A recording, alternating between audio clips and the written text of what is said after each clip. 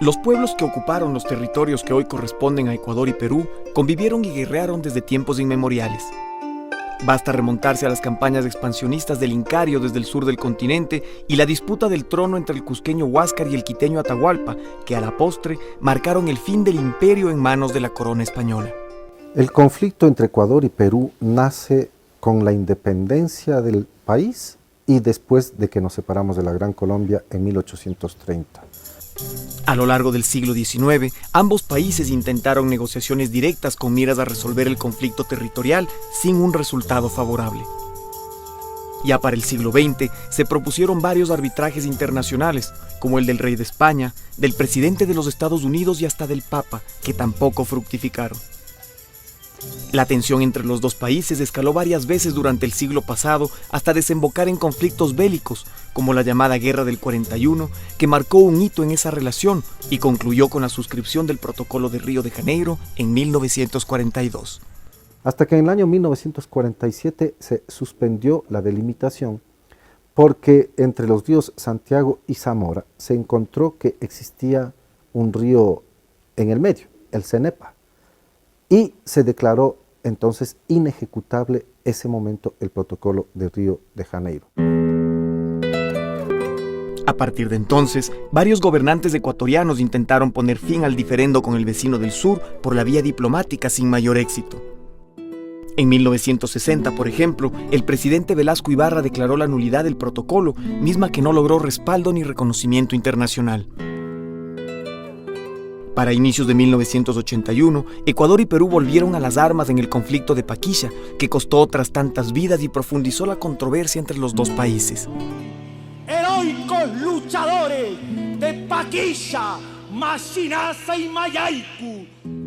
Ya en 1985, el presidente Febres Cordero retomó la tesis de la nulidad a través de la metáfora de la herida abierta, que suspendía cualquier negociación hasta que existieran condiciones favorables. Soportando el país.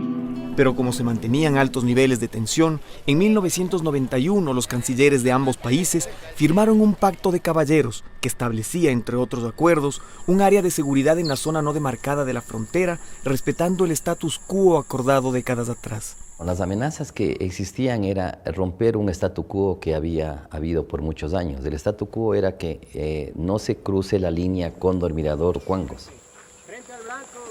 Esta actitud del ejército peruano no consideró que las Fuerzas Armadas ecuatorianas llevaban un intenso proceso de reestructuración, formación, capacitación y perfeccionamiento que marcarían la diferencia en el conflicto que estaba por comenzar.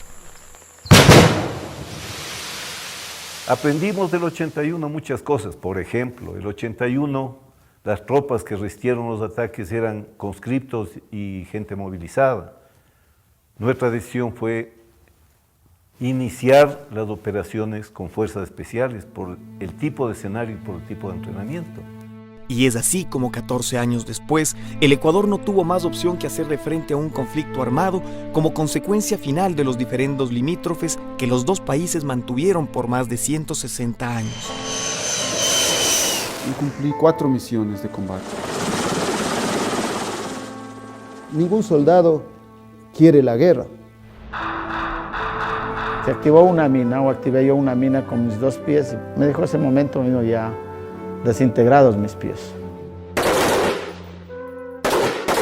La decisión militar fue, ya basta, nunca más. ¿Cómo están, soldados? Todo bien, todo bien. El Ecuador no podía soportar como pueblo otra derrota.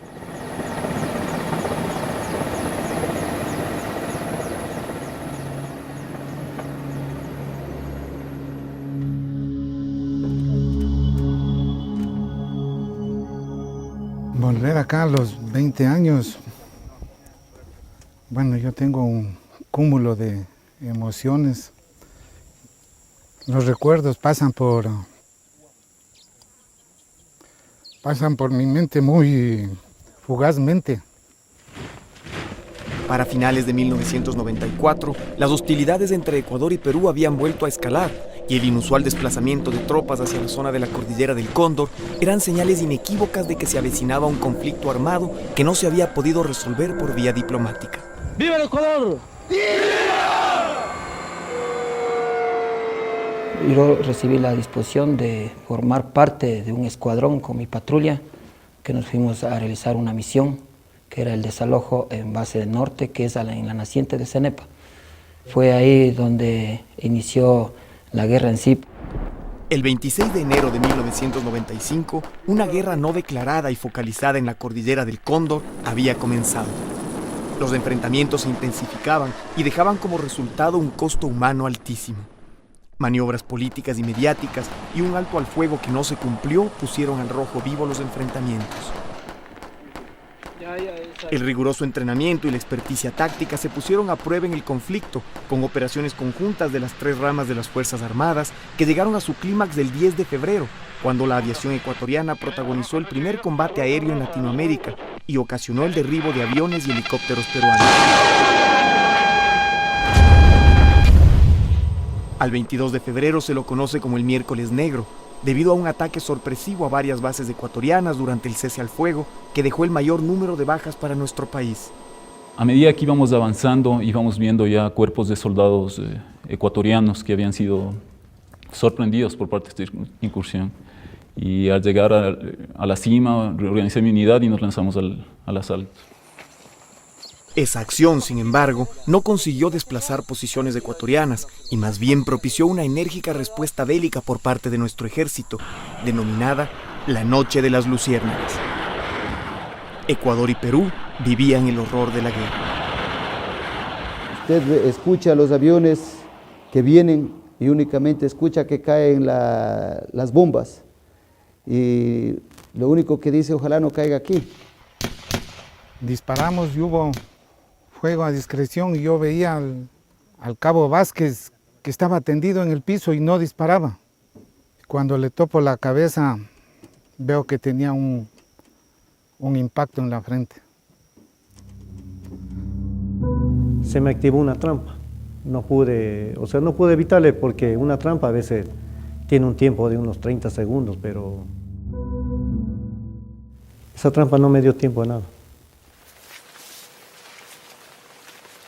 Un rol especialmente importante en el conflicto lo desempeñaron los soldados nativos, ibias, arutans y churubias, cuya habilidad para sobrevivir en la selva fue determinante, sobre todo como guías y apoyo durante los combates. Tenemos un conocimiento más avanzado dentro de la selva, cómo tocaba sobrevivir en la selva, qué frutas nomás teníamos que consumir cuando no hay que comer. Seres humanos enfrentados, soldados que entregaron su integridad y su vida en el cumplimiento de su misión, pueblos hermanos cuyas historias hoy salen a la luz como un triste recuerdo. Giovanni Calles lo ocultamos inicialmente en nuestra base abajo en el Maizal y durante los próximos 3 días permaneció en una de nuestras trincheras hasta que podamos evacuarlo por tierra. Luego de estos 3 días, con la misma bandera que él portaba en su mochila, cubrimos su cuerpo nuevamente y con los soldados que él comandó inició su camino a la inmortalidad. Es muy distinto perder un hijo. Cuando él ya se graduó de bachiller, quisimos conseguirle un puesto de civil. Él no quiso. Dijo, no papá, yo me hago militar. Y le costó la vida. Había jurado besar la tierra cuando llegue a Patuca. Y eso es lo que hacía. Mirar al cielo y dar gracias a mi Dios de que me dio la oportunidad de regresar vivo. De mi pelotón perdí 4 hombres en combate y el alma poco rota de no haber podido traer sus cuerpos porque se quedaron en el campo de batalla. Los destacamentos de Soldado Monje, Teniente Hugo Ortiz, Base Norte, Base Sur, Coangos, Cóndor Mirador, Cueva de los Tayos, Layé, pero sobre todo Tigüinza, se convirtieron en referentes para la unidad nacional y en símbolos del heroísmo de sus soldados. Una de las fortalezas con las que contaron las Fuerzas Armadas durante el conflicto del Cenepa fue el apoyo incondicional de su pueblo, que dejó a un lado cualquier diferencia interna para respaldar a sus soldados. Cuando las tropas del Grupo Fuerzas Especiales 26 se movían hacia el sector de Gualaquiza, a lo largo del camino estaba la población y le iba apoyando, le iba dando vítores. En algún lugar donde hacíamos algún campamento, pues inclusive de lo poco que tiene nuestra nación, nuestros conciudadanos, nos daban de alimentar a los soldados. El apoyo ciudadano que recibieron las tropas se hizo sentir en cada rincón del territorio nacional y mucho más en las poblaciones de frontera. El eslogan del presidente, ni un paso atrás, eso se hizo conciencia en toda la gente y pues estábamos al frente, ¿no? Todas allí nos pasábamos enfundando las habas tostadas, también los tabacos, poniéndoles en funditas. Incluso dijimos que si evacuaban, se iban, nosotros nos íbamos a quedar ahí hasta el último para ayudar a ellos. Otro elemento que marcó una diferencia a lo largo del conflicto fue el manejo informativo.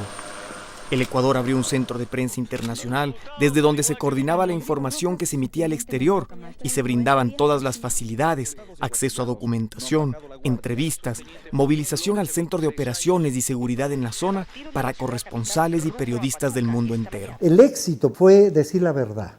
Todos los periodistas que llegaban a nuestro país tuvieron acceso a ir al lugar de operaciones. Lo que se dijo es, vengan, esto es lo que está pasando, ¿no es cierto? Y para que nos crean nuestros boletines y lo que dice, vengan ustedes y hablen con los soldados y vayan a la frontera. Luego de un mes de conflicto bélico, los gobiernos de ambos países se sentaron a la mesa de negociaciones que traería consigo una paz definitiva, un desafío conjunto que honrara la voluntad de dos pueblos hermanos y el sacrificio de cientos de soldados. Y aunque parecería que esa herida abierta tardaría mucho en cerrarse, han sido los mismos héroes del CENEPA quienes, con su ejemplo de valor y esperanza, han demostrado cómo la ilusión por la vida puede más que el recuerdo de la muerte. Yo perdí mi pierna, pero quería seguir vivo, quería ser rescatado y quería continuar viviendo, quería seguir experimentando lo que la vida todavía me tenía para mí en el futuro. Y la negativa fue que después de que yo había perdido mi pierna, yo me volví déspota, me volví hiperpotente, me volví de todo. Sí, me dediqué mucho al alcohol. Luego de esto, el ejército ecuatoriano vio que uno de sus héroes se encontraba perdido en ese mundo, ¿no? Muchos soldados que utilizan prótesis en sus miembros inferiores comenzaron a correr, unos caminar. Y bueno, y fue poco a poco que comenzamos a hacer historia dentro de nuestra patria mismo. Sin nunca pensar que yo iba a representar a un país, sin nunca pensar de que yo iba a ser una persona de que iba a ser ejemplo de muchas personas, ¿no? A lo largo de los años, el Estado ecuatoriano y sus instituciones han retribuido la heroicidad de estos hombres y mujeres con homenajes y condecoraciones y les han brindado nuevos horizontes de vida que han incluido distintos reconocimientos y, según el caso, también acompañamiento psicológico. Otros, que han concluido ya sus carreras, se han integrado a distintas esferas de la vida civil. En cuanto a las viudas y huérfanos de la guerra, el Estado ecuatoriano los ha protegido con viviendas, pensiones vitalicias y becas de estudio. La guerra es, desde todo punto de vista, un hecho de destrucción y muerte que debe ser evitado por cualquier vía. El 95 nos hicimos respetar nuestra soberanía, nuestra dignidad. Yo me siento orgulloso de haber sido parte de esa generación que nosotros decimos la generación de la victoria. El éxito del CENEPA fue cuando aquí en Quito, Ecuador y Perú aceptaron que cada país ponga la lista de los impases subsistentes. La historia ha demostrado, después de la guerra hay que sentarse para la paz. Yo creo que la heroica acción de las Fuerzas Armadas ecuatorianas permitió la recuperación de la autoestima de los ecuatorianos, permitió además el reconocer la existencia de un problema, nos permitió superar el trauma histórico del año 41 y por último nos permitió suscribir el acuerdo de paz en base al único documento de límites que había entrado en vigencia en la historia, que era el Protocolo de Río de Janeiro. Ecuador y Perú suscribieron un acuerdo de paz definitivo el 26 de octubre de 1998. A partir de entonces, asumieron un reto aún mayor, la construcción de la paz. Y en ese afán se emprendió una iniciativa única en el mundo, el Plan de Desminado Humanitario. Los soldados de ambos países limpian las zonas fronterizas de la amenaza que representan las minas antipersonales. Llevamos 14 años. Hemos liberado al país de 400.000 metros cuadrados aproximadamente de áreas polucionadas por las minas, principalmente en las provincias de Loja, El Oro, Santiago, Zamora Chinchipe y Pastaza. Y queda un reto importante al 2017 con un ideal tan grande como es un Ecuador libre de minas. Ahora el Ecuador y Perú son parte de una de las mayores experiencias internacionales en desminado. Las dos Fuerzas Armadas, los dos países se intercambian información calificada como secreta muchas veces para proceder al desminado. Esto hace bien a la población de los dos países, pero sobre todo a la población fronteriza. Este momento histórico también propició la creación de la Unidad Escuela de Misiones de Paz de Ecuador, que ha permitido prestar su contingente en operaciones de mantenimiento de paz y asistencia humanitaria en otros países.